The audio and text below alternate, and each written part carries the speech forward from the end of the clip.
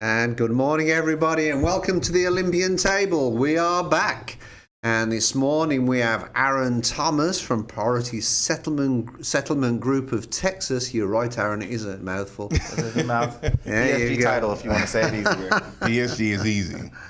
And Aaron is a new partner with Century 21 Olympian, and we'd just like to sort of welcome you to the table. So, Aaron, tell us about yourself.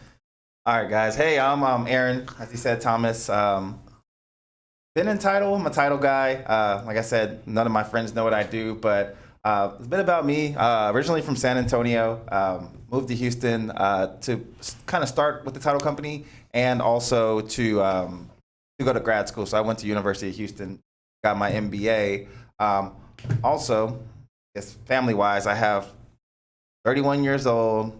Got gray hairs already. A lot of them. Join the club, right? Yeah, join the club, right? So 3 kids, so a 5-year-old boy, 2-year-old boy, and a 1-year-old baby girl, which she is the queen bee. She's the queen, man. Oh, my goodness. Yeah, she's it's something different, and I'm loving that part of it. My wife she's a beautiful Belizean queen from Belize, and we also have a dog, a golden doodle. Okay. Yeah, he's a big 90-pound fluff ball that loves to lean on everyone. So that's pretty much what I got going on. I played basketball in college, so I love basketball. Love watching basketball. I coach my son's basketball team, so there's a lot of things I like to do. Ride bikes. Short walks on the beach. Walks on the beach, Trying to get back in shape, so I kind of joined a CrossFit gym, but I couldn't get out of bed this morning, so that's how that got. And so yeah, a little bit about me in title is I got in title. Actually met James one of the first couple of weeks I got in title. Started with a company which I worked over summer through college over summers with my uncle's title company, so that's how I got into it. Scanning papers, kind of learning how to do closings, things like that. But I grew with that. I started as an escrow assistant, moved into an escrow officer role, which is pretty much taking over the title coordination and transaction. And I moved to Houston to kind of start a branch of that company. Learned a lot from there, but moved on to a new company. And learned a lot of things through just experience, guys. So I don't know, Hard knocks, huh? Yeah, so James has probably seen a little transformation. I came in as a 22-year-old full-time little escrow officer, and I knew a little bit, but not as much as I know now.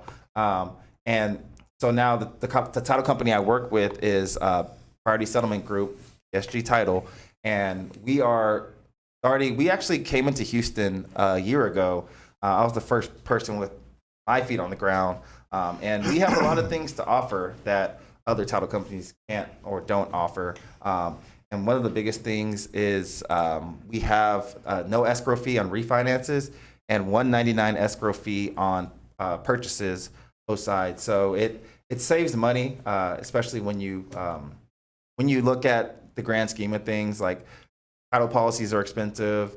A lot of things are expensive, origination fees, realtor commissions, it's worth it, but a lot of things are expensive. So we try to save money where we can. And I don't know much about, people don't know about escrow fees. So what do you think about escrow fees? So when you hear escrow fee, right, everybody just thinks that, it's my taxes and my insurance, that I pay my mortgage company. But I mean, it's essentially it's the fee that the title company charges to render their services to close on the transaction, correct? Exactly. So when you think of escrow basically means holding of money. So when you have an escrow account with the loan, they hold your taxes, insurance money. They pay that out when it's due. Right. James knows all about that. I have an escrow account in my house just because it makes it easier. I don't have to worry about paying that every year. But in title, an escrow fee, we're like the middle part of the transaction. So we hold all the money. We kind of transact that, but the escrow fee is a fee that a lot of people don't know does not need to be charged. So it's usually $500 to $700, and it's kind of icing on top of the cake because just like a title is an insurance company, you pay a premium, and that's scaled based upon the actual loan amount or purchase price. So the escrow fee is basically decided by a title company Some are close to 1,000. Oh yeah, I've seen them. Yeah, some are close to 1,000. Some are $0, $199 is our purchase, which is a really good fee as well.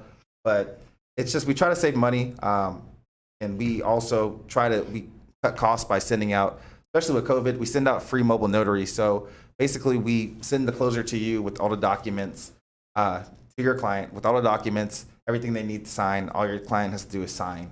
So it works out. We're here in our service as well also, but everyone says their service. I'm not going to go into the whole service thing because everyone can talk about service. Right. And our service is great in comparison to a lot of title companies, but it's just, you have to try us out to figure that out. But yeah, so we're good here in Houston. We're trying to grow our footprint, and with the help of James and Steve, we are here trying to grow, and I think the partnership with them is beneficial for us, and we've also been able to help with their closings and making things more convenient for the clients. Absolutely. So Could you just explain to us about the rates for insurance? They're governed by the state, correct? So yes, the rates for the insurance are basically they're set by the Texas Department of Insurance. So every title company has to charge the same premium fee based upon the loan amount for refinances or the sales price for purchases.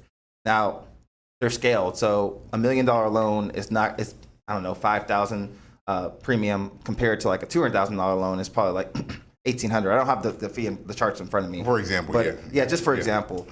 So the fees are scaled, controlled by the Texas Department of Insurance, and title companies can't have a variance with that just because you're audited and everyone has to charge that same fee, or else it would be a madhouse. But the thing, like I said, the only thing you can change is the escrow fee, and so we try to save that $500 to $700, depending on title company, $800, $900, which doesn't seem like much, but some people need that in the long run to help with their closing fees and things like that. Right.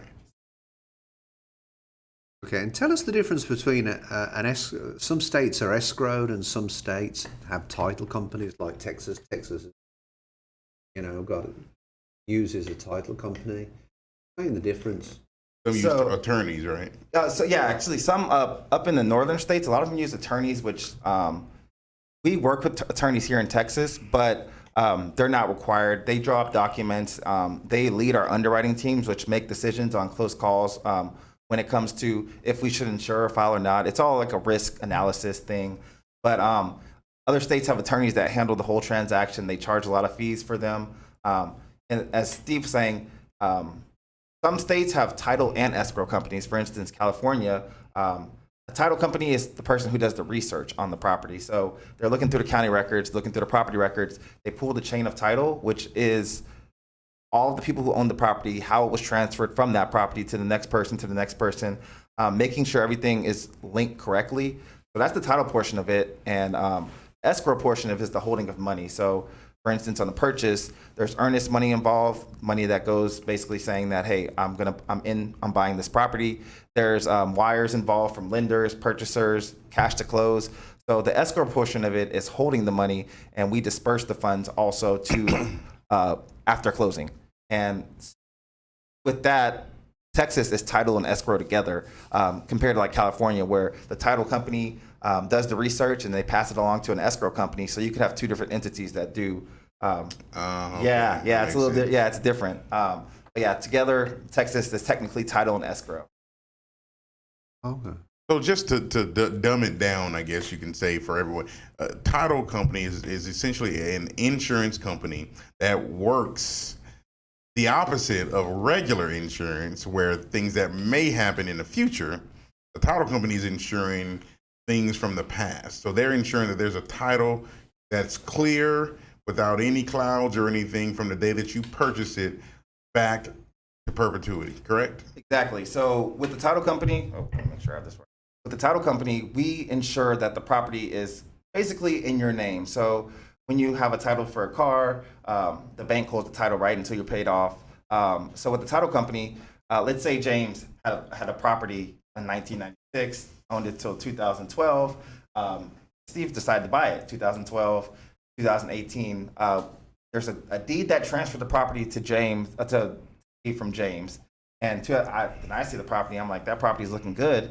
2018, so I come up to Steve and I'm like, hey, property's looking good. You want to sell it? Steve's like, why not? So I go with Steve, I go with the title company, and we have a deed prepared that transfers the property from Steve to me. So therefore, when you try to refinance, or when I try to sell the property, a title company would go back through the county records and make sure everything lines up. So the property was 100% in James' name. That happened. It went to Steve. They want to make sure everyone's interest is accounted for. So, like, for instance, if James had a wife, she had to sign off on the deed, which transfers the property, to make sure her interest is also transferred. Steve had a wife, same thing to me. So there's a lot of different laws, a lot of legalities, technology, and technicalities when it comes to title. But the basis is when you have a title policy, you're paying for the premium, which ensures the property is yours, right? And also that no one will come back. And the reason that we have, once the premium's closed, we have a policy. And so, for instance, if James, like, hey, if James has a cousin that was like, hey, I had an interest in the property and I own the property, title company who has the policy has to fight that for you. So basically, they're ensuring the property is yours, and they're ensuring that if anything comes along, arises a claim, such as like an insurance claim for hail damage or something like that, right, that they will protect that, or they will, for some reason it was done incorrectly, they'll reimburse the funds, they handle the legal fees. So that's why it's a risk benefit analysis with the underwriting team. A lot of it is easy because a lot of times there's not very many issues, but sometimes you get into different types of situations where lost family members, dead people, divorces, and it can get really sticky. But yeah, it is what it is. It's right. A lot of stuff to learn. And so my question to y'all is, like, before you guys are real estate, mortgage, real estate, did y'all know a lot about title before you? Before I got into it? Yeah. Absolutely not. Me neither. There was no need to know about a title company, right? And then, of course, as you get into it more, you learn more. Yeah. And in my business, I'm doing a lot of explaining with numbers to people, and I have to explain, why am I paying this $1,300 for this title policy, and explain to them what that is. So that's why I use the whole, it works the opposite of regular insurance. It's to make sure basically the house is yours. So you have to kind of learn that stuff. If you're in the business, you do have to learn it. But before being in this, that was 20 plus years ago. No, I had no interest. There was no need for me to know what it was. But now being in it, of course, and knowing how it is, it's just at this point, knowing who to work with, what relationship you want to build with that person, because you're all selling gas, but it just depends. There's more problems that come up with title when you're in it. There's quite a lot of problems that always seem to come up with title. Liens on the property, people. Oh yeah, that can definitely happen.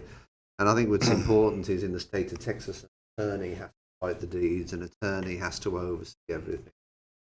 It can't be done with anybody else. When I first came into the business, bought a wholesaling or the no money down thing, and they was even sending me a CD with different deeds on it, and when I presented that to a title company, they laughed at it. That's true. They said, "What are these?" And they wasn't recorded properly, they wasn't done properly, everything had to be redone again. When I came to sell it, it was an absolute mess. I can imagine. It can get messy. And it was embarrassing, to be perfectly honest. Here I am as a real estate agent, and previously, in my first life, I'd bought properties, and that's, I think, is a problem with a lot of investors that come into the real estate business. They come in, they buy these packages, they think they're getting themselves a deal, but the truth of the matter is they're not learning properly. Yeah. There's that's why I asked what you knew about title company before getting into it. So I've been working in title my whole professional career, and no one knows what I do. My friends don't know what I do. My mom doesn't know what I do. My wife doesn't know what I do. My dog doesn't know what I do. So it's explaining to them is kind of, I try to dumb it down. So it makes it, still a lot of people don't know. I don't think my wife knows what I do. When we bought a house, I'm pretty just, I go over all the documents. And she wants to know what we need to sign, and I try to break down the numbers for her. But I'm just like, babe, this is what we got to do to buy this house. Like, documents are signed. So, like I said, she doesn't know what I do. She doesn't ask a lot of questions because, she trusts you. She trusts me. And, when it's time to get paid, I get paid. So, and if I was doing a whole bunch of work and I wasn't making any money, then I'm pretty sure she would get absolutely absurd. But yeah, I think that a lot more people should know about title. There's people out there that actually know about title. Certain cultural and certain demographics want to save money. So with Google, with all of the technology now, you can find out what you can adjust. And people call me and say, hey, what's your escrow fee? It's not a big percentage, probably less than 1%, but hey, read about you online or heard about you from another mortgage company or real estate, and we're trying to save money.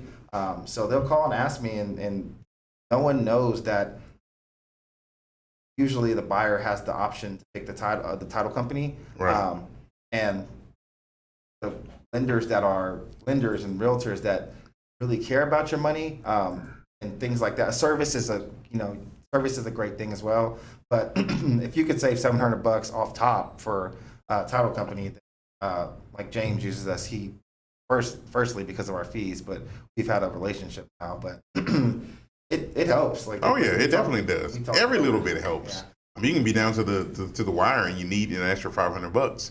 If you realize, oh shoot, that's right, I use PSG and their escrow fee isn't $600. It's only $199. So that saves that money there that you didn't even worry about. Don't have to worry about that at the end. So it definitely helps me for sure. And the convenience thing about it is, for us at least, is, notary closings, we cover those, and it's just a convenience thing because you don't have to. Traditional title companies are open from 8 to 5. You have to take a day off work to go do your signing. We send the closer out, don't charge. They can close. You can close at Starbucks. You can close. You got work 8 to 8. We can close at 9 at your house. Right.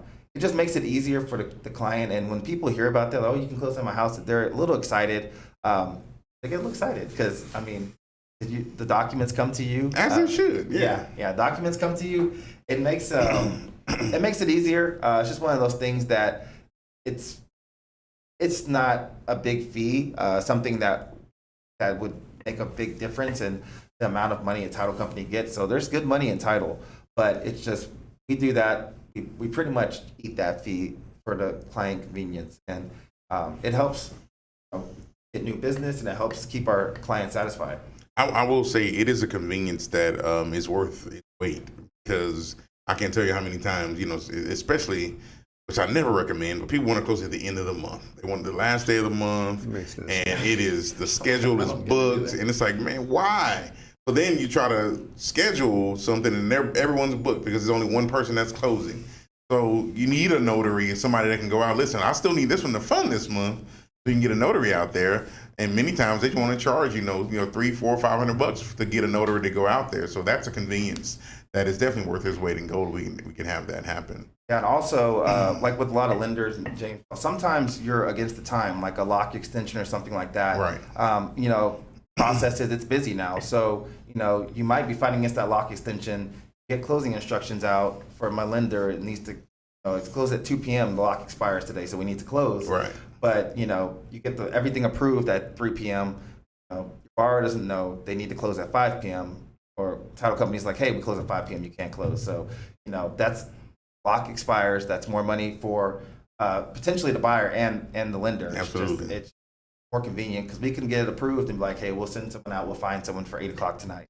And it just makes it easier for everyone in the transaction, like I said. And even if you're out of state, vacation, I know James is a vacation guy. So, but we've closed people at, they've been at Disney World, hey, we'll meet you at their hotel at, 7:30 a.m. I'm going to close in Animal Kingdom. Yeah. Oh, yeah. We can close out there. So it works. It makes sense. And I personally like it from my standpoint because I like to save people money. So nickeling and diming people is not what I like to do. It's just one of those things where it's an integrity thing. So I like the companies I work for to save money and do it right. So that's what we try to do, and I'm all for it. Okay. Tell us a little bit about the terminology of a transaction and the flow of a transaction, because when I first came into the business, I found it really confusing because there's a flow of, and there's so many hiccups that can happen, through title. Amount of time people used to turn around and say, well, is the property going to be sold free and clear? And if in the event that there is a process and it's closed at a title company, it's always sold free and clear, because that's what the insurance is. Exactly. And if we can't insure it, our underwriters allow us, we can't close it. So that's why an insurance policy is always a title insurance policy is always good to have, because if you ever try to sell the property, it's that. But back to your question about how we handle files. So for instance, in a real estate transaction, realtors, Steve does this thing, gets a contract, and he's like, hey, I want to use you guys for title. We'll get the contract over, we'll overlook the contract, and we'll input all the things into our system. Thing called earnest money, which I'm sure you discussed before, but it's the money that, kind of earnest money. You want to make sure you're good for buying this house. You don't want to have someone who can't afford the house saying that they want to afford it and keeping your house. It's all a time check thing. So we get the earnest money, we put it into our escrow account. It stays $3,000. It stays there. We open our title, and with the opening of the title, we enter everything into our system and send it over to our exam team. Our exam team is what I explained earlier. Our exam team is the title portion of it. It's a whole bunch of not for me, but there's a lot of people that it's definitely not for me. But we have these reading and typing examiners. Yeah, so they go through the property records. We have a plant, so it's like index records and things like that. They go into property records. They find the property by the legal description. They look through those things, and they put the chain of title together. And there's people that like research like that, and they pull all this stuff, put it together, and they basically allow the chain of title, and we create a thing called a commitment. Now, the commitment basically says this is what we need to insure this property. So the most important thing is like who's currently on title, who's going to be on title, and any issues on title.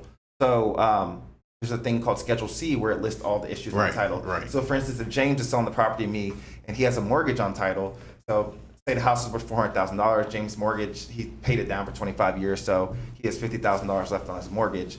When we pull the title commitment, we'll see that, hey, James has a mortgage with, Deputy Dudog Mortgage Company, and before he can sell the property, we have to get a payoff for that.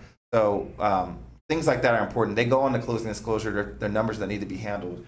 So mortgages are things that they're usually typically there. A lot of times you get, not a lot of times, but sometimes you get liens. There's different types of liens that, let's say there's contractors liens where people have had a pool installed or had work done on the property, but they never paid the contractor. The contractor at that point can go and put a lien on the property saying, hey, we did $50,000 of work and we were never paid.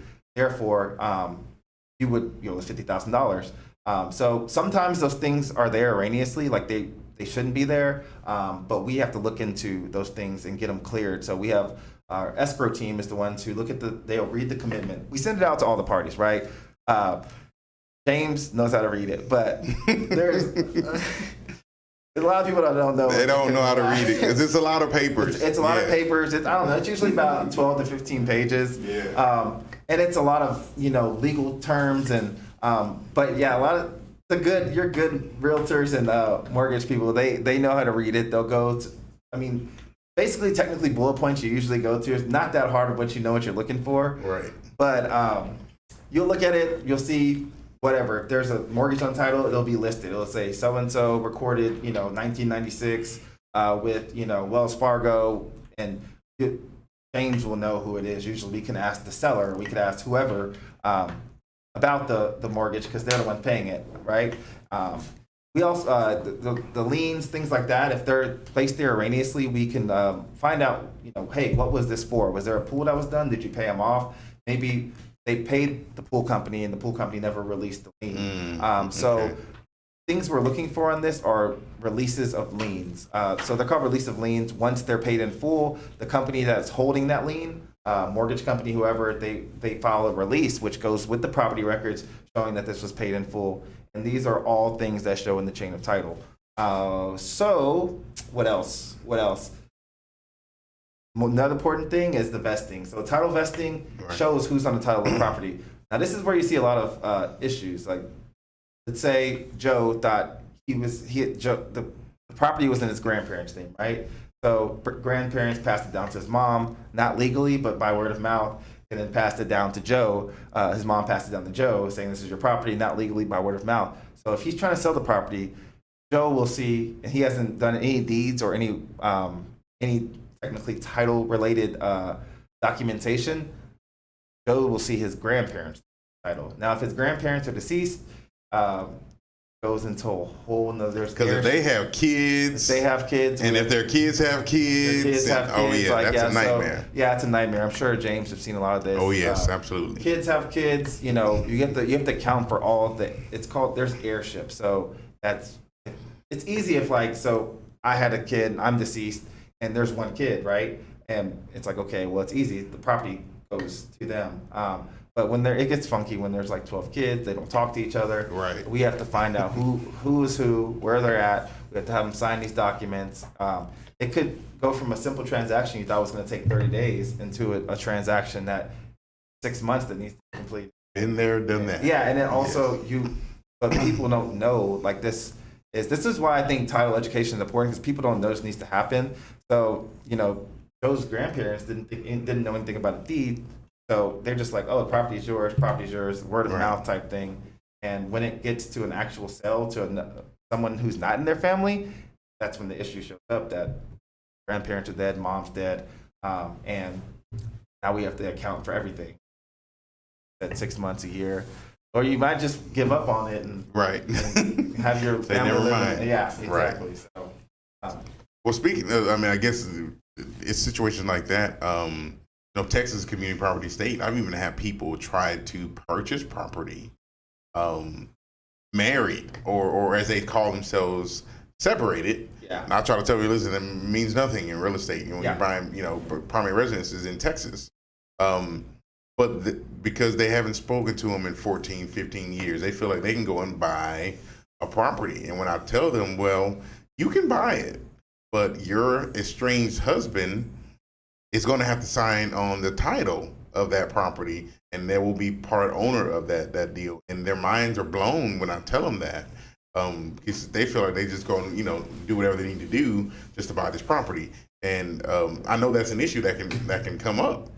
Yes, that definitely is an issue. You see a lot of that, like Texas community property. So it means that basically, if you're married, your spouse is entitled to whatever you have, and it could go into a whole legal battle. But especially with your homestead property, let's say I'm buying a house, it's going to be our homestead property, and I'm approved for the loan. My wife, if she's a stay-at-home mom, she doesn't have to have any income, but at closing, she needs to sign the documents that are ones that are main, like deed of trust, showing that she's on the property just because she's my wife, and that's the community property thing. Now, a lot of people, they think they're taking out a loan in their own name, or they think they're buying a property in their homestead property with only them, and they don't want their wife to sign. Or I don't understand that either. But I don't either. I don't either. But I'm like, boo, we're going to the title company. Together. We're going together. Yeah, exactly. So, you have to account for the wife's interest. So, for instance, if James is going to buy a property, if James is selling a property, and like I said, him and his wife are estranged, and they don't talk. She lives in Cincinnati or something, but they're still married. She has to sign off on the property before they can sell it. So the deed has to be signed by her before they can sell it, because they were married. A couple of different ways that's taken. If they're divorced, it's different. When you're divorced, so let's say it's our homestead property. Me and my wife get a divorce. Not going to happen, but let's use that for example. We get a divorce. We have a divorce decree. So the divorce decree should address the property. It addresses all the belongings. It should, but you'd be surprised. People can't do their job. A lot of times, yeah. man. So it should address like all properties. It goes down to cars. It goes down to jewelry. Usually, if it's done correctly, it has property to the wife, property to the husband, and it shows who gets what. So when it gets messy, it gets what. So let's say the property goes to my wife, right?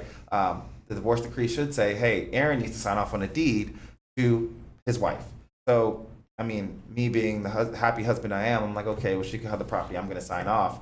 But sometimes it doesn't happen like that. No, I'm not signing off that. I don't know why she got it. And people won't sign off. Like you try to find, and they're so mad at their spouse or ex-spouse that they won't sign off. And we can't track them down. But it's one of the chain of title things that it happens, right? So in that case, we'll file the divorce decree. The divorce decree is filed in records, but it's not filed in property records. So to get around that, we'll file the divorce decree in the property records. So it kind of serves, it's called a amendment of title. It transfers the property. Instead of a deed, you could read a divorce decree. The examiner see that, and it transfers the property because based on the divorce decree, the property goes to the wife, right? So once you record it, it's like, okay, you see the property records to the wife. Obviously, the husband didn't want to sign or something happened. So that's one way. But there's many different ways there's a lot of things. And I tell some of the people I'm training that you're not going to learn unless you've been in the office. The best way to learn in title is being there, working on files, because you see all kinds of stuff and there's too many things to cover. But yeah, there's examiners that have seen everything. They've been in the game for 30, 40 years. The underwriting teams that we have they're all attorneys, so they review things. They're the ones that are supposed to know, hey, this is what happens in that situation. So we reach out to them if we've never had that experience before. But there's tons of things that go on in title. It gets fun, right? It gets fun sometimes when you can't find out what's going on. Someone thought they were going to sell the property, they're not going to sell it. Sad, but and tracking down people and 13 cousins, they all get $2,000 and tracking them down, and Jimmy doesn't talk to Becky and Betty's mad at everything. It becomes. I can say that to the general public, you as a consumer will not have to run into this stuff. This is all done behind the scenes. As us professionals, we handle, dealing with, getting these judgments and the divorce decrees and everything filed. We may ask for paperwork, but you generally won't see the dumpster fires that take place, so to speak, behind the scenes because, as realtors and mortgage professionals and title companies, they will work to get this all taken care of for you. But couple, if you could think of any nightmare stories, one that I can remember that you and I closed, and there was nothing you did. It was mainly of how the rule was written, and I don't know if you remember this one, but it was 58-6 deal Texas home equity loan. Yes. And it was a husband and a wife. They were originally living here. The wife had her homestead property here, but they moved to the Northeast, somewhere, Pennsylvania, somewhere, anywho. Yeah. Well, they wanted to do, and at this point, she was actually renting the place out. So we were doing it as a investment property. I remember this. Doing it as an investment property, and everything was cool, above board, but she was married. Well, because the rules stated because she didn't have an actual homestead property, even though I was doing it as an investment property, that was still considered her investment property.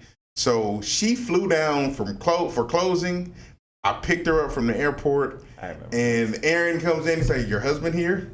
I was like, "What? This is an investment property." Her husband went, "Oh, James, the way the blah blah blah," and I didn't know. It was something I never experienced. We had to literally get the husband to fly down the next day from wherever. I don't know how much that plane ticket cost, but I picked him up from the airport and brought him down, and Aaron got his clothes and got it. They weren't happy about the whole deal, but it was just one of those rules where you just really don't know unless you're in it. Because I've never experienced that again. Yeah, it's just, like you said, you'll learn a lot of things from that, but you won't know unless you learn it. And Texas has some of the strictest homestead rules in the nation. So basically, it's to protect the consumer, but some of it's kind of ridiculous, I think. Like if you're doing an equity loan, they require you to close at a title company. Right. Though the closing is not the same. Like you can do the same, it'll be the same paperwork as if you were at home. They want you to be physically present at the title company. And that's so dumb to me. Yeah, it's like, so yeah, the homestead laws, like he said, if you own another property, if you own a property in Texas and you try to take cash out of it for an investment purpose, but you don't own a property elsewhere, it's considered an equity loan on your homestead property, Right. because they want you to keep your homestead property and protect your home. Yeah, in Texas. But if you don't own another property, they can't basically, the lender, the title company, we can't verify this is an investment property just because you may be using it as a homestead. You have a homestead exemption on your taxes. There's a lot of laws when it comes to that, but it's easier if like someone lives in California and they have another homestead property in California. This is when title companies building up a lot of proof. So we'll ask the person that lives in California, hey, we show that you have one property in Texas, you own another one in California. We need proof. So like we need electric bills, we need your deed from California. We need to make sure that the property in California is your homestead, as opposed to like this one being investment, that one being a homestead. And it's all attorneys and legal things and title companies trying to protect the buyer and themselves or consumer, regardless. But it's just, it's crazy. A lot of things that you learn as a title. I think title is the best way to learn Texas real estate law because you run into a lot of things. Yeah, for sure. And I didn't think I knew much about title, but now people ask questions and I can just pop them off left and right. Yes. So those are the commitment has those issues. The commitment shows what is on the property, what needs to, most importantly is for our title team to see. Our title team gets it to our escrow team. They want to see what's on the property, what needs to be cleared, move forward with the transaction.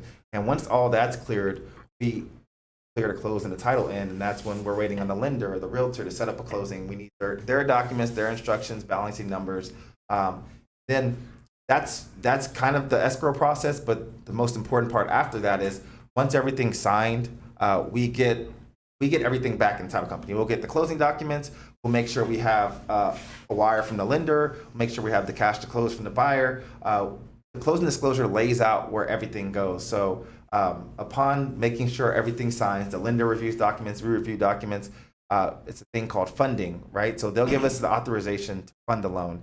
And based upon the closing disclosure, you can look and see, hey, James has a payoff to Wells Fargo for $50,000. We have to send the wire to Wells Fargo for $50,000. The insurance premium was to, Farmers Insurance for $3,000. We send the money to Farmers for $3,000. Right. We pay ourselves. We pay HOA fees. We pay the seller. We pay everyone. So that's where the disbursement. We're like the hub of everything. That's why I say we're in the middle.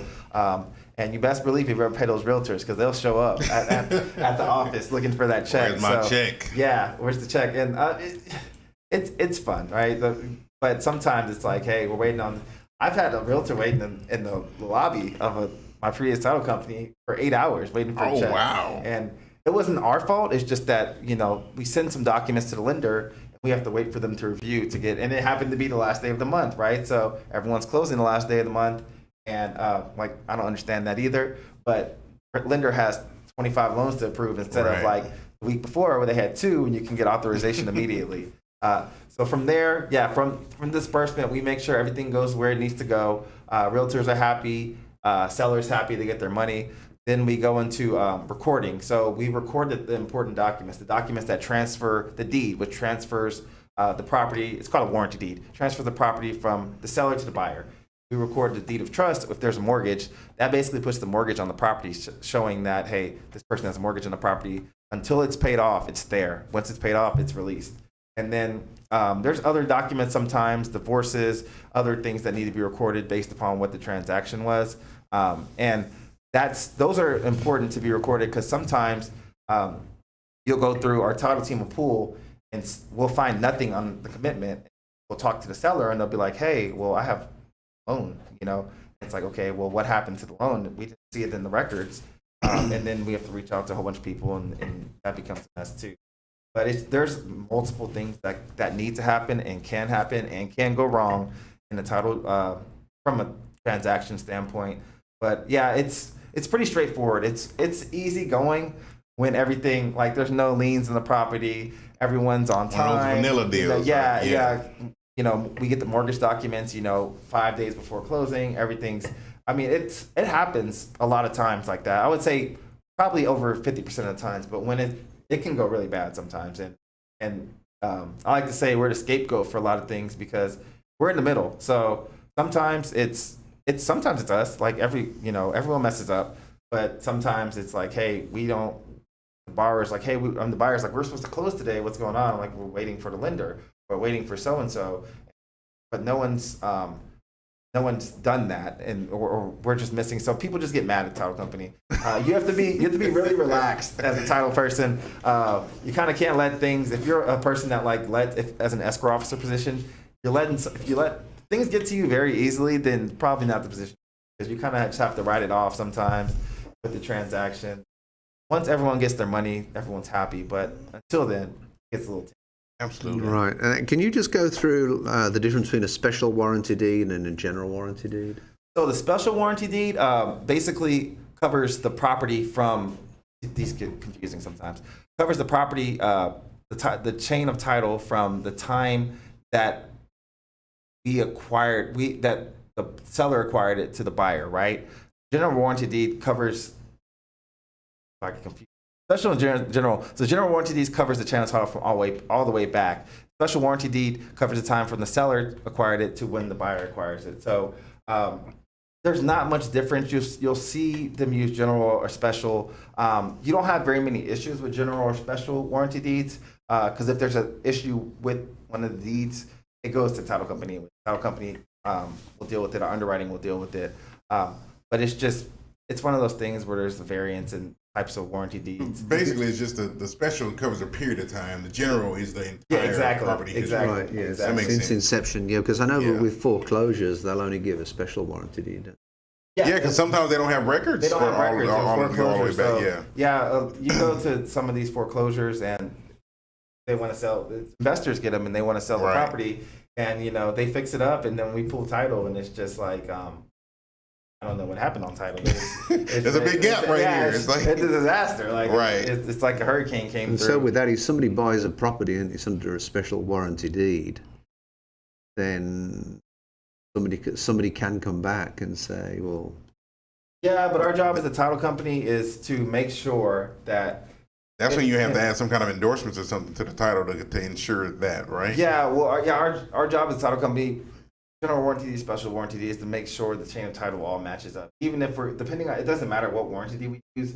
Our job as a title company is to ensure that property is transferred correctly. No one else has interest in the property, and so from that standpoint, the title company doesn't want to be liable for something that happened beforehand because we're insuring the transaction, and our underwriting team calls on certain different situations. But for the most part, we want to make sure that the property, from the time the property was built or transferred or alive, we want to make sure that everything matches up. And if something or someone comes back, we have records of what happened and why is this person coming back or why.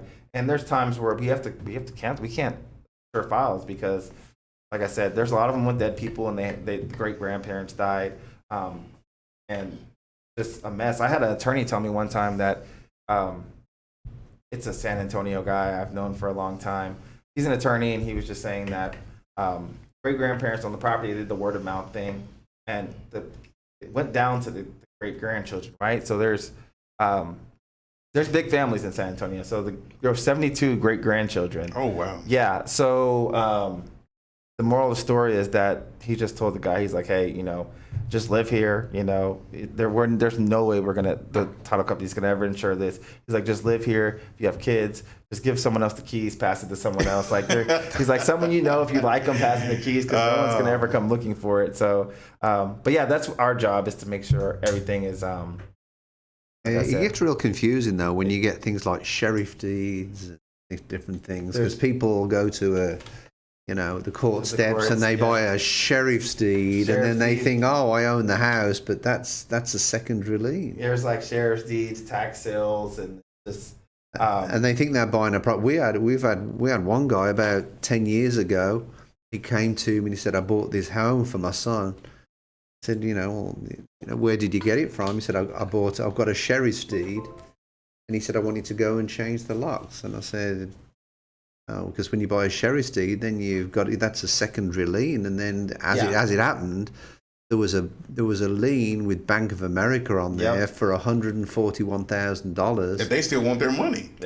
Yeah, and that's the thing. He didn't own it unless he paid that Bank of America, lien on the property. So the best he could do is just rent that property out, huh? So it depends on you can't even do that.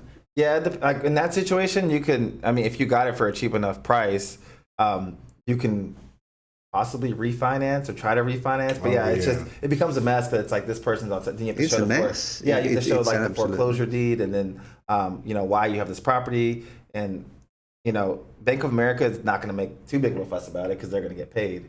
But it's just there's like hopefully the property's not worth $200,000 and you bought it for $160,000, but there's a mortgage for $140,000. So it's like might as well just rent it out at that point. Right. Yeah. So that's when it gets real messy. That's why it's important to use a title company. That is absolutely. We do HOA management, and we had somebody come in about 3 months ago, and they turned around and they said, "Why is it I owe this money?" What they'd done is they had gone direct to the seller. They'd bought the property. There wasn't a resale certificate. No title company. There was no title company used. And then, they've got a bill for $3,000, $4,000. Well, if you have a title company, with the resale certificate that they give you a balance. For a fee, we provide a balance. And then the idea is that for the title to be moved from one owner to another, that balance has got to be paid or taken out at closing. Yeah. So with the to add to that, if there's an HOA involved, we have to make sure that the HOA dues are paid. We have to get the statement of account. People get mad about this because some HOA management services move so slow. But like you said, if we didn't make sure that was taken care of, that can come back as a claim and title. Like, hey, you guys said that the HOA is paid for, because HOAs can place liens on the property for unpaid fees. So, for instance, if you haven't paid the fees for 5-6 years, this lady's fees were nearly $5,000. Yeah, probably haven't paid. And they were passed on to the next owner because they wasn't paid. Exactly. So a title company will pull that and be like, okay, well, let's go with the HOA. Let's see what their statement shows. And we're like, okay, well, why is there a $5,000? Usually it's the seller who hasn't paid it, right? So sellers haven't paid their HOA for 3 years. They have $3,500 in HOA fees, penalties. We'll collect for that at closing. So the seller thinks they're going to get $100,000, but we're subtracting all the things that are due out of their proceeds. Yeah, so proceeds. Some people don't. I've had a person that doesn't understand that they sold their house for $400,000. They had a $100,000 loan on it. They didn't understand why they weren't getting the entire $400,000 and HOA fees. I'm like, there's multiple things you have to pay for, guy. Right. Come on. So we have to make sure all those things that could put liens or could become an issue later on are taken care of. And if not, you can't insure it. Yeah, you can't insure it if it's exactly. So we won't insure it unless all that stuff is addressed. And some people are just like, do we really need the HOA stuff? I'm like, yeah. That's part of, and we're ensuring that's taken care of as well with our policy.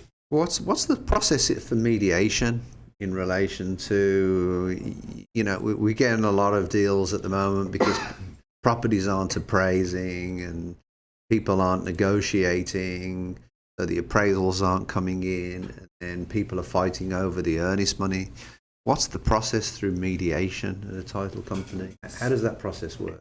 For earnest money is something the release of earnest money basically, that is the release of earnest money that was put down because of property didn't appraise or multiple things. The inspection came back with a foundation problem. So title company in general tries to stay out of that. Like, the release of if there's $5,000 earnest money, we say, hey, because the release of earnest money has to be signed by both the buyer and the seller. Right. Usually it's civil, right? Usually people will be like, okay, this is why we got our option fee of $100, and there was an option period. Foundation's bad, right? We'll give the buyer back their $5,000. But sometimes it becomes a mess, and we can't do anything. Well, we usually don't do anything. We tell buyer, seller, buyer's agent, seller's agent, hey, you guys got to figure this out. If they never figure it out, after a while, that earnest money will sit in our account, and then it become audited. It goes like after a couple. I forgot exactly how long. 12 months, isn't it? It's supposed to be like 12 months, but it goes like into like the mediation type thing where I guess courts and things get involved. We try to stay out of that because we can't sway each party. We can't show interest to either party. Because the title company is an independent organization. Independent organization. They don't represent any particular exactly. party. So we stay neutral. So for the most part, they come to an agreement. Because even if it's like you're having an argument and there's no good if $10,000 is sitting in the bank, like no one's getting it. So I mean, sometimes you see where people have disagreements and they come to an agreement like you get $4,000, I get $6,000. But most of the times it's civil and they're able to come to something and we disperse the money how they want it. But and what fees are taken out of there? What fees do the title company? there's no for us specifically, I mean, some title companies charge a lot of things. They charge escrow fees, they charge wire fees, they charge print fees, we don't charge any of that. But sometimes wire fees, if they want to send the wire, we don't take anything. It's just escrow. We just cut a check or send the wire to them back to their money. But there's no fees taken out for that portion. Okay, we kind of lose sometimes when files don't close, right? It's like one of those things you have to cut your losses because we did the examination. Examination takes time, right? Time is money, but that's the cost of running a title company because you want to get the examination back to have a chance to close the file. So it's one of those things where your exam team their time is money, but you can't close these files unless you examine them. And if for some reason they fall through, then you just cut your losses and move on to the next file. And then in the event that a file closes, how long does it take to get a copy of the deed for the county, for the council to send that on to you? So get a copy of your deed. So it's easier now. Like back in the day, you'd have to everything's digital now. So once the file closes, the immediate thing is to file the deed, and we can file it e-record. All of our deeds are e-record unless it's in. There's counties out there that you have to send the deed in, and they're like middle of nowhere, Texas, where you have to overnight the deed, and then they record it and they send it back to you. But for metropolitan areas, the majority of areas where it's populated, they have e-record services. So we'll scan the document in, they'll review it and let us know it's recorded, and from there we'll have all the recording information. We could send it out to whoever, the buyer or seller, and that's the easy way to do it. But back in the day, you couldn't do that. You have to send them out, have them, and so everyone has it. It's digitally recorded. But it could take. Usually, it takes a day or 2 days, unless there's like some type of issue where sometimes they'll send it back to you and they'll be like, "Hey, the signature's off, or the date's missing, or something's funky with it." Then we have to get with the buyer or seller and have them. But that usually happens after closing. So I mean, it's not one of those. It rarely happens, but it happens after closing. So our job is still to get that recorded. So we'll reach out to the parties and get what we need. Okay. Can you explain a cloud of title? So the cloud of title. What are the things that you always try to look for? For a cloud on. So the cloud is like what we discussed, the liens or judgments and stuff. Judgments, so we do a name search as well when we pull. So we have to clear title and name search because when you transfer the name, anything attached to your name needs to be paid off. So for instance, tax liens show up sometimes because we do a name search. A lot of times there's common names, like for instance, James Lee might be a common name. So James he's all paid in full, but there's a James Lee in Wisconsin that has $30,000 in credit card debt. Right. We pull the name and it shows him, but then we have to verify it's not that person by social security number or driver's license. They have that information. Or if we can't do that, there's a not same person affidavit they have to sign, basically saying, "Hey, that's not me." But yeah, cloud of title is liens, judgments, HOA liens. I mean, dead people, all the stuff we talked about it's called the cloud because it could stop the file from closing. Incorrect deeds, deceased parties, interest that random people that were on title that we don't know who they are, and we have to find out information about them. There's a lot of things that could be on. Like I said, in the most part, you see it a lot in older areas because when you have a new home, 2000, 2018, there's not, two people live there. The builder had the land, they sold it to a person. Right. The person is empty nester now, they're selling it to someone else. So you have properties that are from like 40s, 50s, 60s, then you're more likely to, still a good number of them are clear, but you're more likely to have issues because a lot of people that own the properties that are from 1930 are still they're not living. So Right. If they didn't do what they needed to do to transfer the property, we have to deal with it before you can sell the property. I did have, speaking of new areas, I had, and they were able to get it fixed. It was a builder. It looked like, I don't know how it got there, but all of the properties that, in the community, there was some type of mechanics lien or construction lien on the title listed to this particular. It was like $22 million. It was something ridiculous. Oh, yeah. Where it I've was seen a just couple of those. to that come through on that one property. And I was like, there's no way. Yeah. And, this house is only, $300,000, not going to be a $22 million. Yeah, so there's times where like you have like, I don't know, civil engineering or something like Yeah. that where they're doing, and they put a lien on the entire neighborhood. And I've seen that multiple times, but in that case, usually what happens is like some type of big work is being done. I don't know, installing water, things like that. And a lot of times they take care of it before they start building homes and selling them off. But sometimes you see that.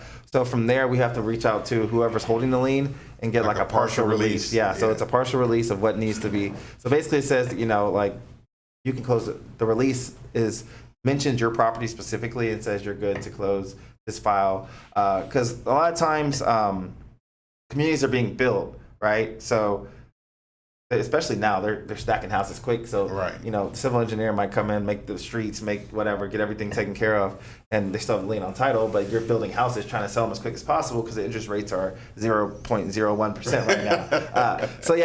Right. The partial release releases your property from that entire lien. Got it. And that's filed and kind of clears up that cloud and title in that situation. Okay, and how about lease pendants? We've had problems in the past with lease pendants. These pendants are kind of like judgments as well. It's a different type of lien. It's a different way to say, hey, this is a lien. It's a lawsuit or something. Yeah, a lawsuit against a person. It'll have those come up in name searches, which a lot of times it's not the same name. But then you have people that we've had people in the past where they made an offer on a property and then they didn't want to negotiate. So then the seller busted it out. Yeah. And then the buyers got all upset and says, well, you can't do that. I'm not releasing the earnest money. So they put a lease pendant on the house. Yeah.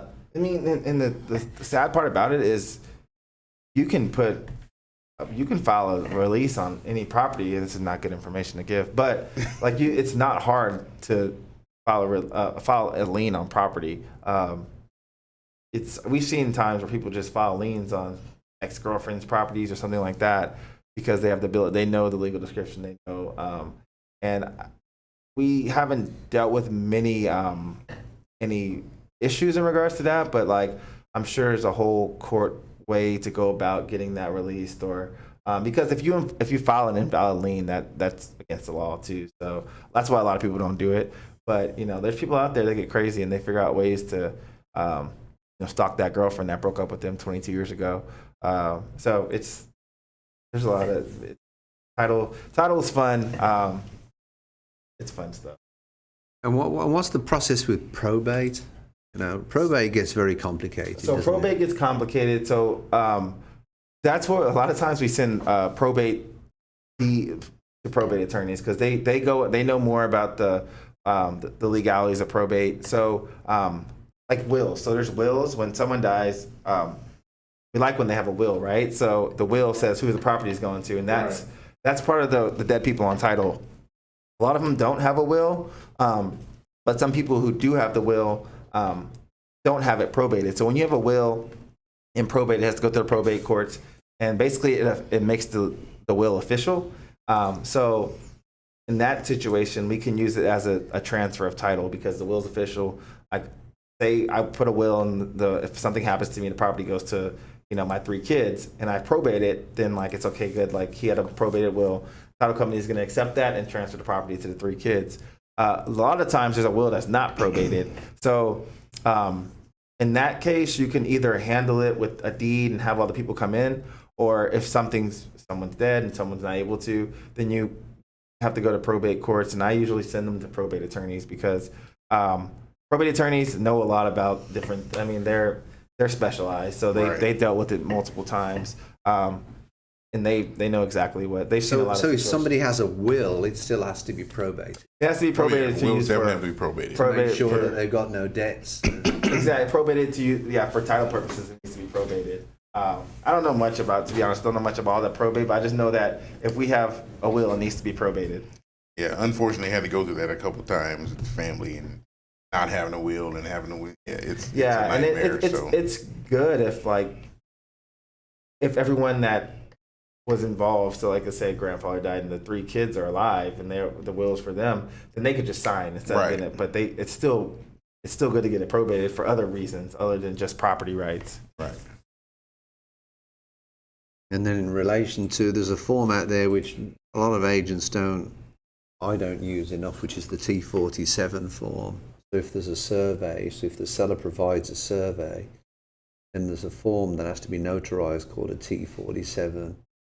And can you just explain how that affects the title insurance? So the T47, basically, especially with purchases, it's a lot more. It has to be prevalent because you're transferring the property. So you need a survey when you're transferring the property. Now, like a lender is going to require it. There's cash deals we don't require it, and I mean I still think it's good to have a survey. But if you have an existing survey, that's where the T47 comes in. And the T47 basically says there's no known changes to the survey, because the surveys are really important because it lays out the ownership lines, right? Yeah, what property you're buying. Right. So that's why you need it. And title companies accept, well, we do. I don't know about all of the title companies, but most do accept existing surveys if they're legible, if you could read everything, if nothing's been changed. T47 says nothing's been changed. That's why the seller signs it, saying that they know of no changes. But if you were to, so for instance, if you were to the seller and you added an addition to your house, which is foundation and everything, and you signed the T47 saying nothing's changed, but then you look at the house and there's a whole another 800 square feet, right. We'll need a new survey, right? So that's like protection against us saying, hey, we used the survey because the seller said that there's no changes. And if there was some type of changes or issues, it goes back to the seller. It's not it's one of those things where it's like every transaction. I would say half the transaction. A lot of people do have their surveys. Some people don't even know what a survey is. But yeah, T47s are good. It saves money for depending on the contract, who's going to pay on. But you can get extra coverage, can't you? There's like an addition and all. There's an additional for shortages in the area you can get, and that's an endorsement. I forgot the charge. It's not that much. It's a couple dollars where it coverages shortages in the area, which if something's wrong with the survey, it doesn't have everything's not covered correctly in the survey. You are as the policyholder are covered in that situation. It's shortages in the areas. It's worth the money because a lot of surveys are correct, but some surveys are incorrect. And if there was ever a dispute about a property line or something like that, then title company would cover that based upon that being checked on the contract. I think we'll jump on you. Yeah, he flew up on me. Oh, the other thing we're going to bring up today is we found some interesting articles which we were going to. A couple of articles. As a matter of fact, I got notification one of the comments that I made about that. Which we're going to bring up to sort of, there's a well-known builder out there, Lennar Homes, that's stopping paying realtors their commissions. And we just wanted to know what everybody's opinion was. Okay, so I'll just read it real quickly. I have my thoughts, but want to throw it out there to others to see yours and maybe start a conversation. With a multitude of builders that are also brokers, and therefore members of the MLS making blatant decisions not to offer compensation, should their MLS participation be brought into question? if they're selling houses that are not listed in MLS, marketed publicly, and not offering compensation, are they not in violation? Does 10.8 not apply? Why not? Shouldn't we hold builders that are also broker members to the same standards as regular members? And if not, why?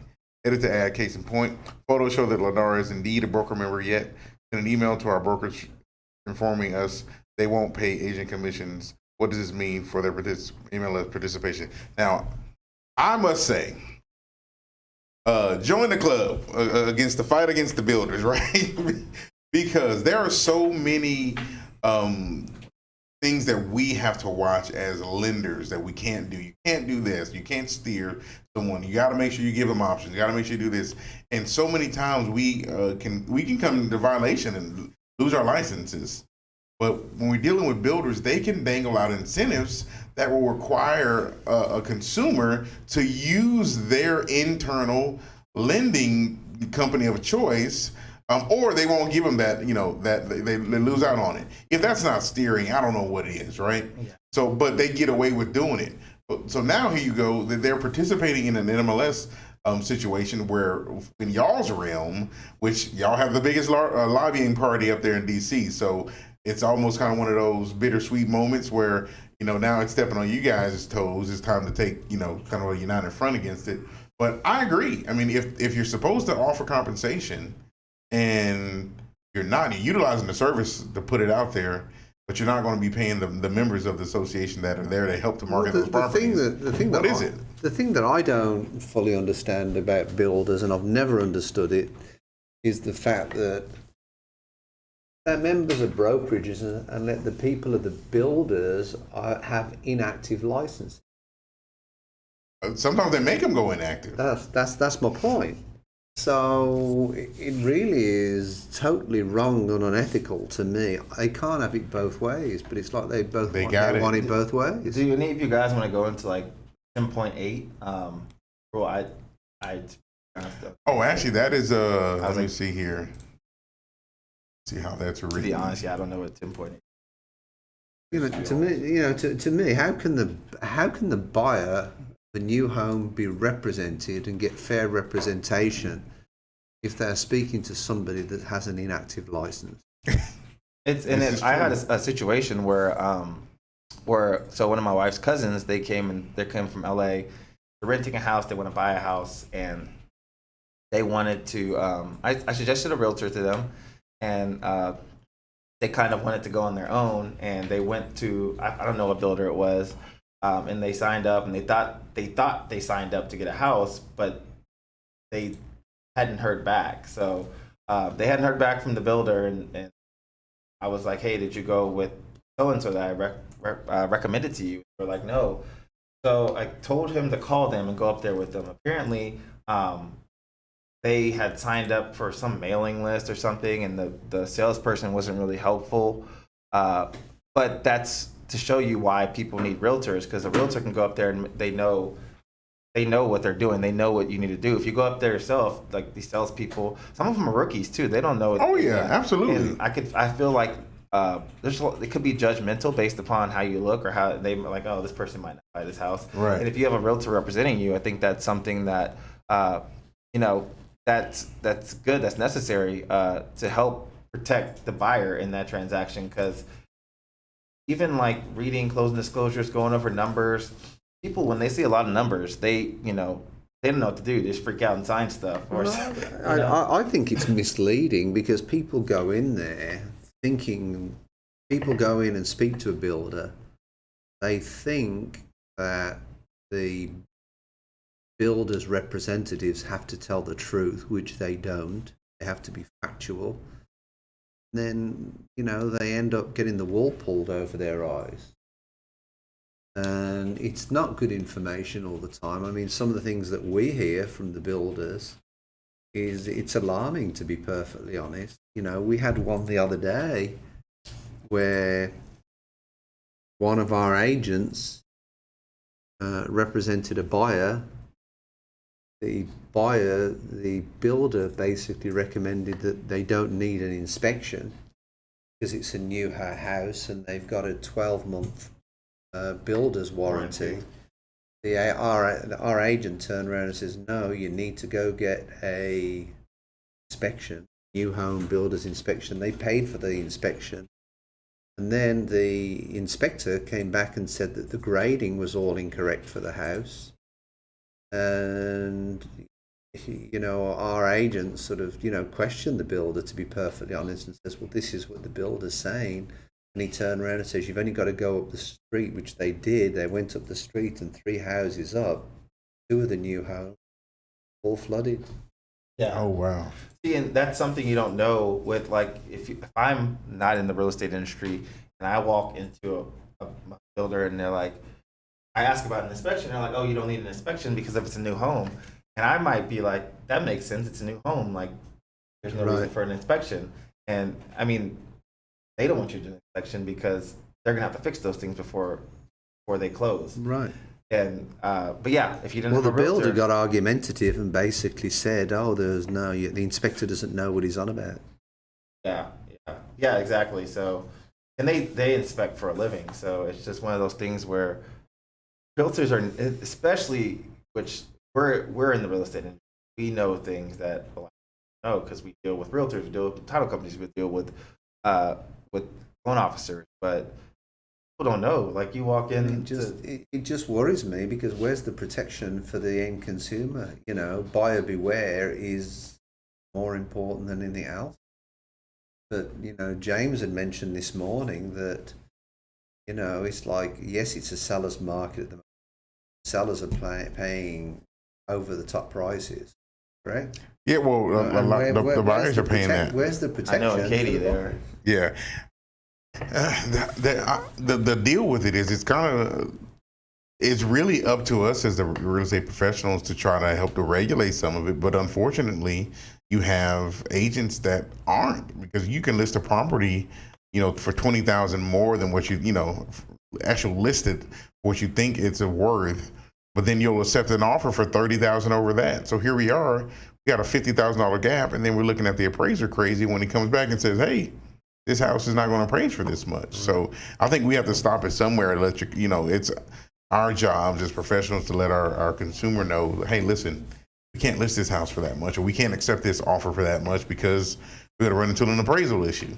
Yeah, and that's a big thing. I've seen, well, not seen personally, I'm not a realtor, but I know people that have, they've tried to bid on this.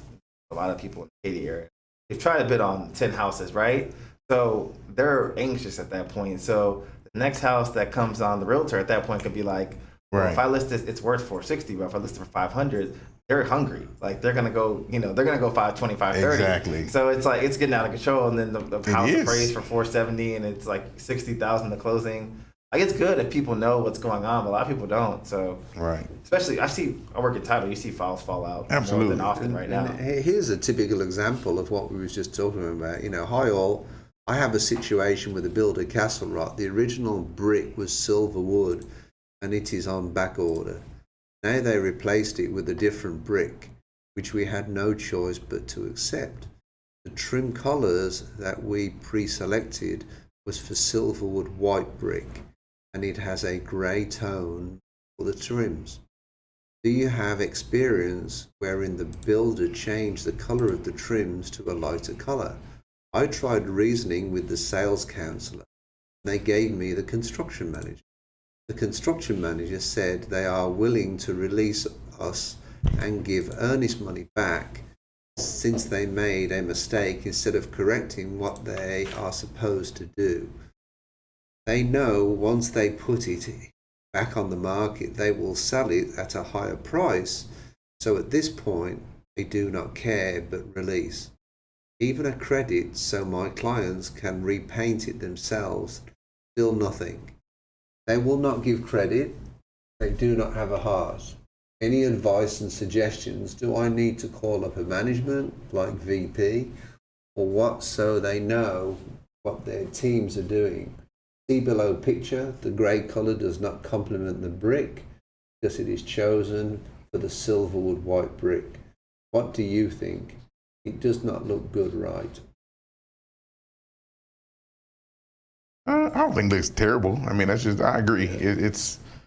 But But it just goes. I've seen a whole lot worse. That doesn't look bad. Yeah, but it just goes to show, though, the attitude of the builders. Oh yeah, because somebody's going to buy that house. Somebody's not going to have a problem with the way that looks. All it does is just like that. amplify what the builder. That kind of throws off why you build a house in the first place. You It build a house does. because you want to pick what it looks like. And then you want to tell me, oh hey, take it or leave it, bro. Sorry. Yeah, so the builder at that point is like, well, they build a house to build what it looks like, and at this point they're like, hey, it's going to sell regardless. Yep. Someone will like it. But you're out of luck if you don't like it, because we'll give you your money back. But it's just the reason you build a house is, I don't know. It's one of those karma things. I think. Absolutely. There's tons of. You can't. There's tons of builders and people that do stuff, and builders have a lot of money, so it might not come back to hurt them that bad.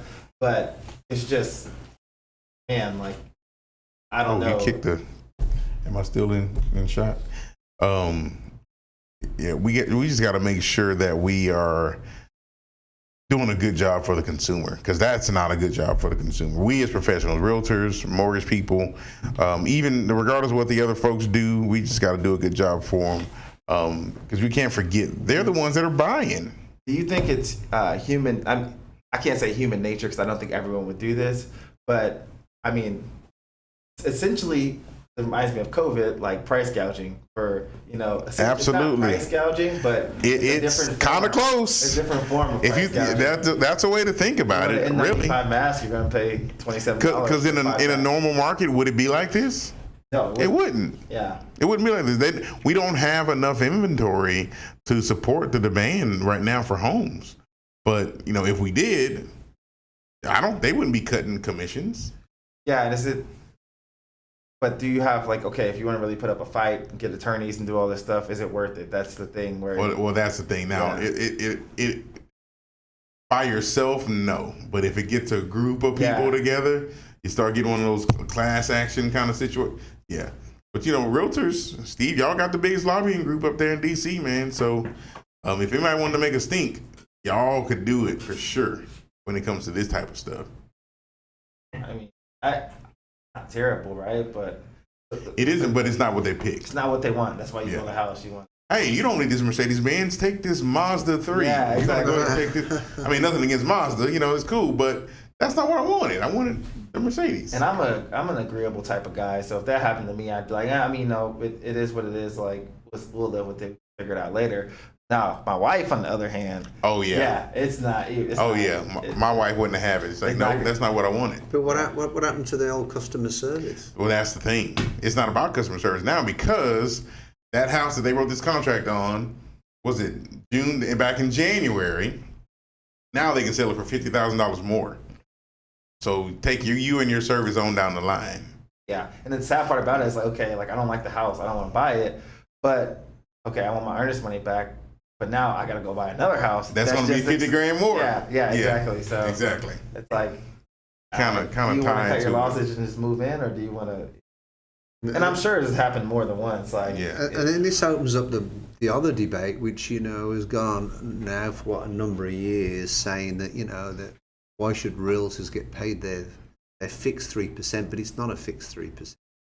Well, obviously not. If it can fluctuate like this. And then here they are now with some of the the builders. They're just taking it away completely. They're not paying anything. So what do you think about that situation? So in that case, if your builder they just wanted to buy a Castle Rock home or a Lennar home, you tell them they got to pay you? What do you do as a realtor? Or do you take them elsewhere? It depends on. Well, I think it's down to the client at the end of the day. If the client wants that Castle Rock home, well, so many times then perhaps the buyer's got to pay the commission. That's what you would think, right? For them, if they want to use your services. But so many times we sit here and we say, hey, well, you don't have to pay the realtor. The seller pays the realtor. But now you got a seller saying, I'm not paying the realtor anymore. I've heard. It all, like I said, it all depends on you as a person too. I've heard a lot of stories about the realtors, friends I have that are realtors, that they've shown this person all this stuff, and then they get ghosted. They find a deal, forget about their realtor, even though they spent 4 or 5 weekends showing them houses. So it's one of those things where personally I wouldn't do that. Like, you put in your time and money, I'm not that kind of guy where I would want it to be reciprocated, like through on payment because you're putting your time and money. But also, everyone's different, so that's one of those things where it's the kind of person you are, Right. And whoever's running Lennar seems like it's they're not worried about. They're not. It's just someone's gonna. They're not thinking service minded at all. Yeah, because take it back. I'm very disappointed in that. Yeah, if you take it back to 2 years ago, like, would you feel this 3%? Nope. I don't think so. They were increasing it. I saw some of them. They were doing 4 and 5%. Exactly. Yeah, it's crazy. Yeah, and yeah, people get greedy, man. You get They do, man. ice bigger than your stomach. But yeah, I was also gonna bring up earlier, like when you talk about realtors from a title standpoint, like realtors, mortgage people. Just if you're watching this as like a buyer or seller, make sure you get someone who is going to point you in the right direction. Because I've seen, from my standpoint, probably more than you guys, because we're the mediator. We're working with everyone. People that they're there to show you a property, and then they don't guide you along the way, or they're not fulfilling their job. As like, your job as a realtor is to sell and knowledgeable about the market, but also past that, you're supposed to kind of guide them through the process as well. So it's kind of hard when you have a mortgage guy that doesn't help. Like, hey, I need this from your borrower. Can't reach out to the borrower. Can't reach the mortgage guy. Can't reach the realtor. And it's like, I've seen that, and I feel bad for the client because these guys are supposed to be the ones that are helping us to work together, right? It's collaboration, right. But it's a lot of them are there for the money. So then a realtor will call me, days before closing and say, "Are we good to close?" Like, no, I haven't reached you for 10 days. Or, And some realtors will save more clients as well because they're negotiating. Some, but in your case, you're saying that this is a person that just pops up a couple days before, right? Well, after not having responded. There's a lot of realtors out there that I like realtors. They're fun people, usually sociable. But there's your good realtors, your bad realtors. There's the ones that show up for the check, right? They show you the property, you gotta show up for the check. Mortgage people that don't really guide you through. So I think it's best.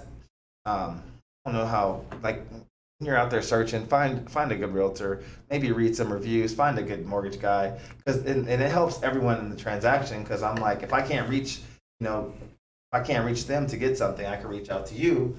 Say, hey, have you talked to buyer James? Hey, James, the biggest gripe that we have as an office with some other companies is we can't get hold of the agent. We can, the other agents. Yep. To ask questions or to find out about the particular, and a lot of them are part-time agents. Yeah, part-time agents. They've got other jobs. They can't get to the phone. An agent called me up. I think, believe it or not, it was 10:40 the other night. From another company for a property. I answered the phone, but I mean, the truth of the matter is, it goes on, and people, because they're not working in the daytime, and they've got other jobs in the daytime, but they're doing it as a second gig.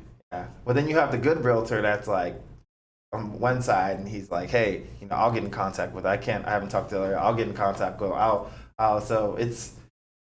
Sometimes it's a juggling act, but it's perfect when you have a good realtor, good mortgage people, a good mortgage person, and it all goes, collaboration looks beautiful.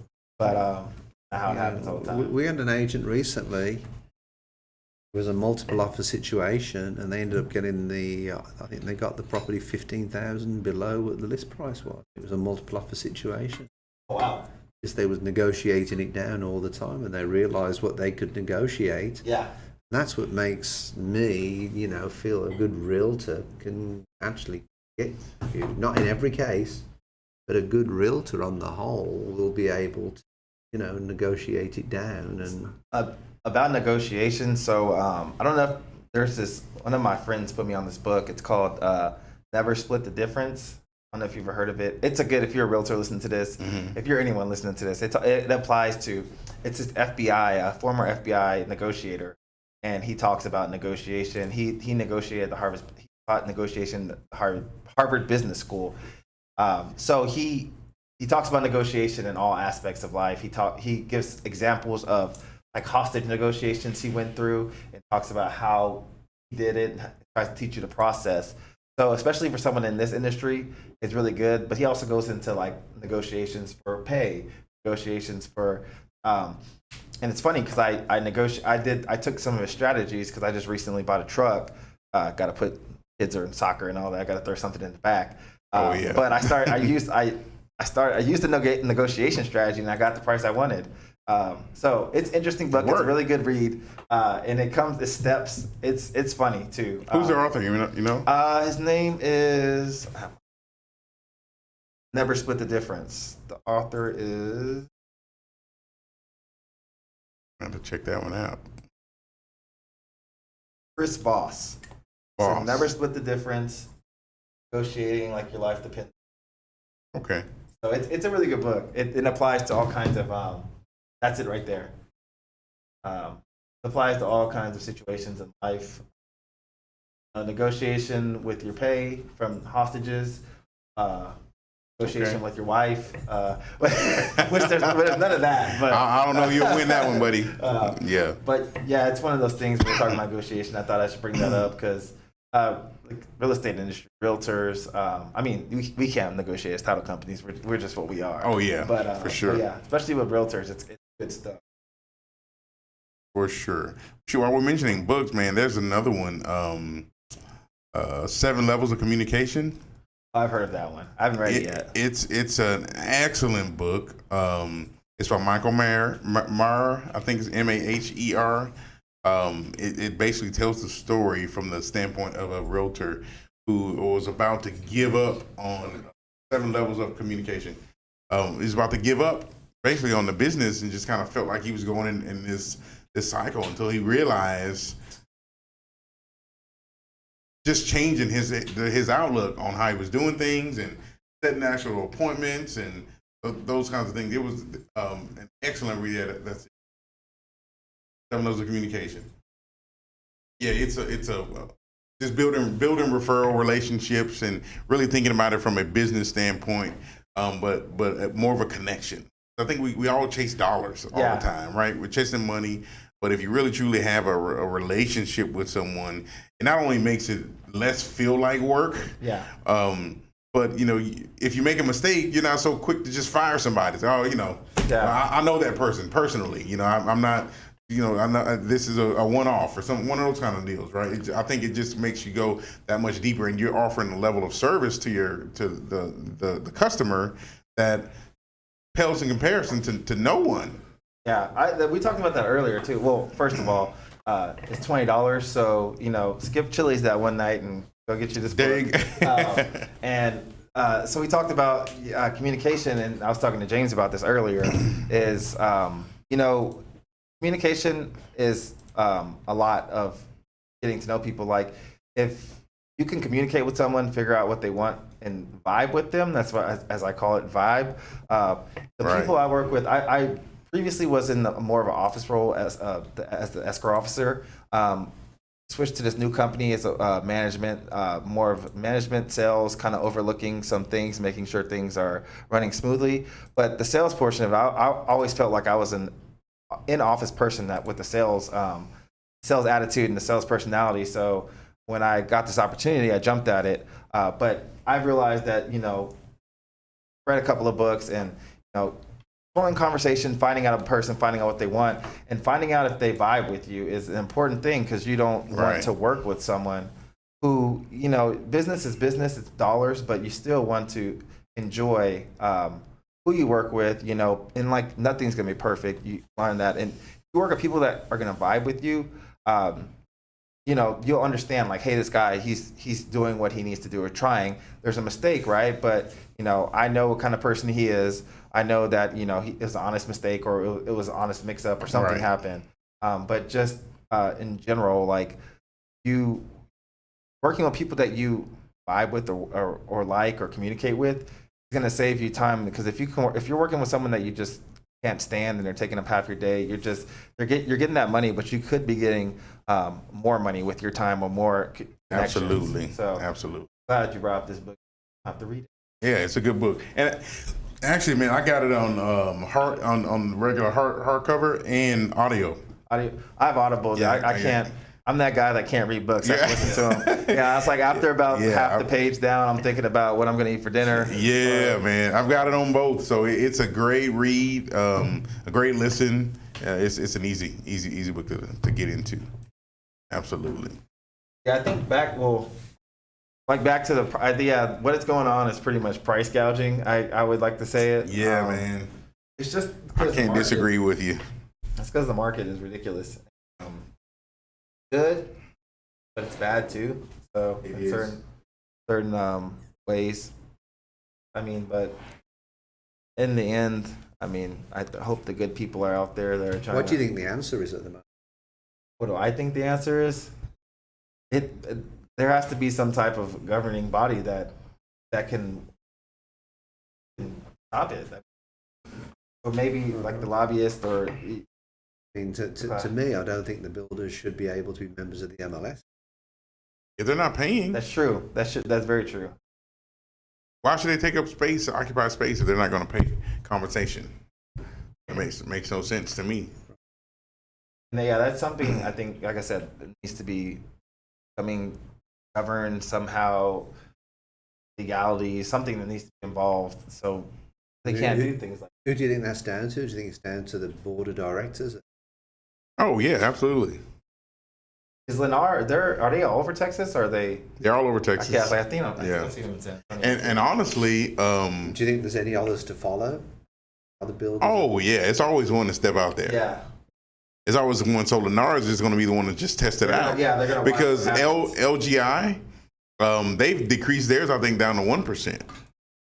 And they used to pay, full amount. So it's just a gradual, just a matter of time. Eat the elephant a bite at a time. Oh yeah, matter of time. Someone has to stop it though, because I mean, if everyone's doing the same thing, then it can't become the norm. Yeah, well, then the consumer has no control at that point. They'll have no protection at all. Yeah. So something has to. All starts with you.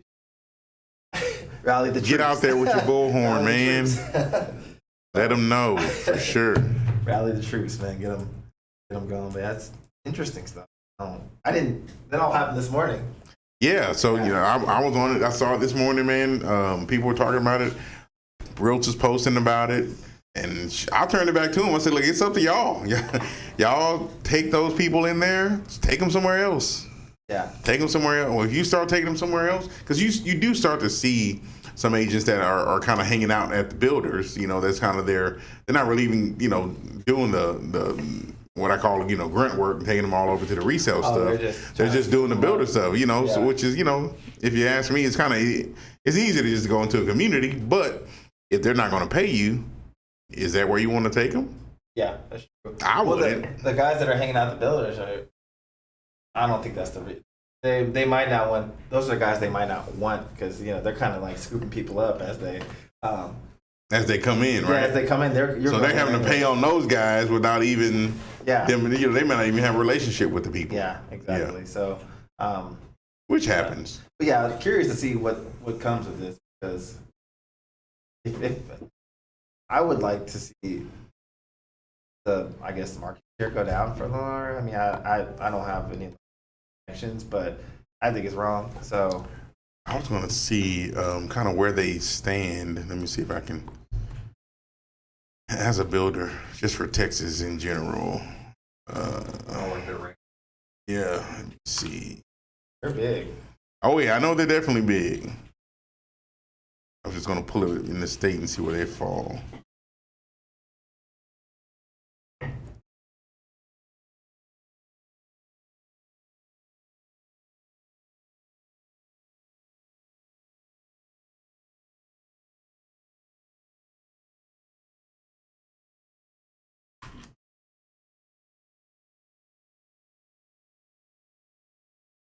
Yep, D.R. Horton. Number two. And I'm sure that's is that Texas or just national?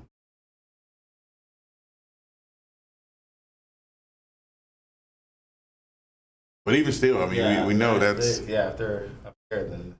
I was trying to. Houston area home. I was trying to Those see are how custom. granular we can get it.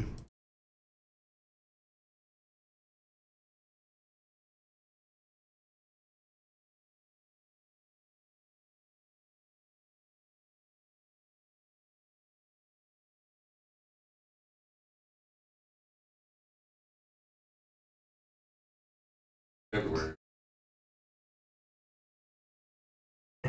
Yeah.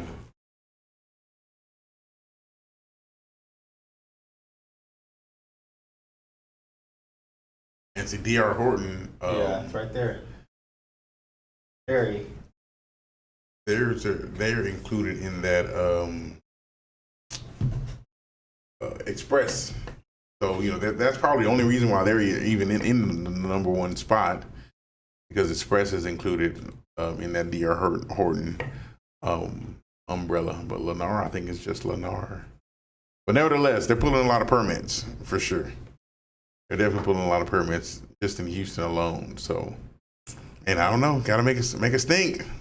What are they called? It's cancel culture out here now. Yeah. You gotta get these people rallied. You have to, because if other builders see success, They're the all included builder, aren't they? That's kind of their known thing. Everything's included. Oh well, I guess we'll see. We'll see what happens, Steve. So, for you, Steve, what changes, like, we're talking about home builders, since you've been in the Houston market, is there anything else that's been alarming for, like, as far like this with home builders, or? Not really. Nah, This is a little bit of a turn up. Yeah. There's a. No, it's getting harder and harder for real estate agents to make a living. Especially with the market. Like, we had one offer in the Galleria. We had 200 offers on the property. 120 offers on the property. But, and people go, "Oh, what a great market!" But it's not, because you've got 119 buyers with 119 agents aren't able to make anything come. Yeah. And then where do they go to buy 120. other properties? It's 120 offers? Wow. Oh yeah. no, KO? yeah, they're pretty big. They are pretty big. They're out in. And it's pretty ironic if you think about it, because when the builders were having a tough time, I mean, they was begging the rate. Yeah, they were. That's the thing. 4 or 5%. That is exactly what I said. I said, man, they're going back to regressing to where they were before, where they weren't paying anything. But then when it got tight in 2007, 2008, and you needed, they're offering all this money to get people to build. They folks.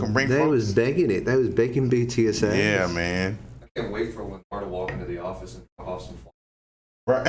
Oh man, I'm not. Like, oh, wait a minute. Aren't you guys? Y'all don't paying us, right? Yeah, you're the demolition guys, right? Right. I'll throw that shit right now. So funny you say that, because when Zillow started their mortgage company, they still had their team of people calling for us, because we were buying zip codes or whatever on there. And I had the same. I said, why would I buy from my competition? I mean, there's no way. I can never understand why agents buy leads or anything from Zillow at all. Doesn't make any Never sense. understood it. Agents have got to get real. A lot of agents. Not a lot. Low. Yeah, but they're playing straight into the enemy's path. I could never understand it. $1.8 billion in the last 14 months.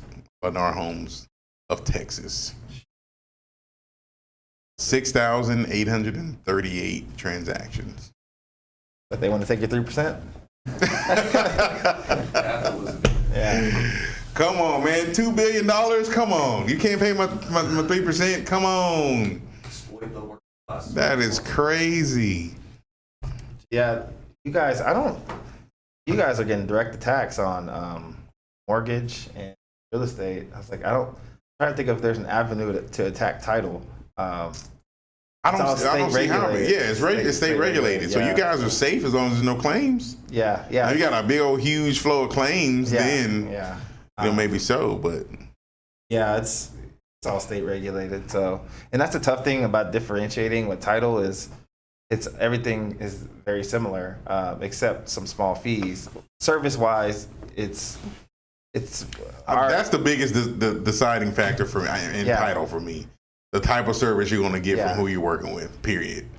Are they going to answer your phone? Are they going to deflect? Because I'll tell you, I've sat in a closing where a title agent didn't know I was the lender, and she's blaming the lender for everything. Oh, wow. And I'm like, that's not true. Yeah. No, you don't. Yeah, especially at the closing table. You know. Hello. Yeah, that's. It's like, come on, lady. Why are you trying? And that's part of the reason why I go to my closings, because you're not going to drop me in the grease or with my customer while we're sitting there. Come on now. Yeah, and I've talked to Steve about this, about our company. We're trying, we've been remote, so 80% of our staff works from home. And this was even before COVID.